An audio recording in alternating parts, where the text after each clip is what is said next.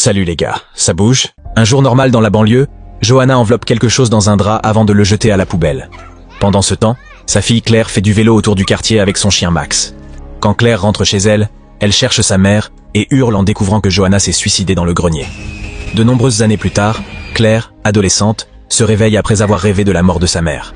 Elle fait du vélo jusqu'à l'école, ne s'arrêtant que pour dire bonjour à son oncle Auguste. En tournant son vélo pour l'aider à récupérer le journal, elle manque de se faire renverser par la méchante populaire Darcy et ses amies tout aussi méchantes. Elle se moque d'elle alors qu'elle s'écrase contre les poubelles et se blesse au genou. À l'école, Claire trouve son père, Jonathan, fouillant les poubelles avec son ami Carl. Embarrassée, elle leur dit de partir. Jonathan souligne qu'ils sont de l'autre côté de la rue et non à l'école proprement dite, mais les élèves peuvent quand même les voir et murmurent déjà dans son dos. Jonathan lui demande des nouvelles de sa blessure au genou et, en apprenant qu'elle a rendu visite à Auguste, il la réprimande, car ils ne sont pas censés lui parler. Claire ignore cet ordre et finit par le convaincre de partir. Ensuite, Claire rejoint ses amies June et Meredith pour accrocher une banderole qu'elles ont fabriquée.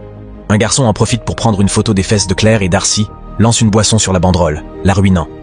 Claire est également triste de remarquer que son béguin Paul a une nouvelle petite amie. Pendant le cours, Ryan essaie de dire à Claire qu'il a aimé la banderole, mais elle n'a Dieu que pour Paul. Pendant ce temps, Jonathan et Carl fouillent les poubelles au cimetière quand Jonathan trouve une belle vieille boîte. Il ne peut pas l'ouvrir, mais décide de la garder quand même. À l'heure du déjeuner, Claire et ses amis se moquent de Darcy. Darcy les entend rire et les confronte devant tout le monde.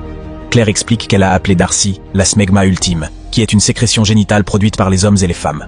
Darcy la gifle pour l'insulte, et Claire réplique immédiatement, alors Darcy la pousse au sol.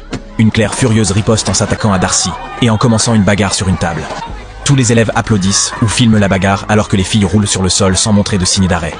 Un adulte doit tirer Claire à part, et quand Darcy essaie de l'attaquer à nouveau, Paul la soulève pour la porter hors de la cafétéria. Quand Claire rentre chez elle, Jonathan annonce qu'il lui a offert un cadeau d'anniversaire en avance, mais Claire n'est pas très excitée. Elle trouve le paquet sur son lit et l'ouvre pour voir la jolie boîte. Il y a des inscriptions chinoises qu'elle peut traduire par 7 souhaits, mais elle ne parvient pas à l'ouvrir. Cet après-midi-là, Claire découvre que Darcy a posté une vidéo de la bagarre, mais pas comment elle a commencé. Donc tout le monde prend son parti dans les commentaires. Elle a également posté une photo de Jonathan fouillant les poubelles. Et maintenant, les gens appellent Claire fille aux ordures.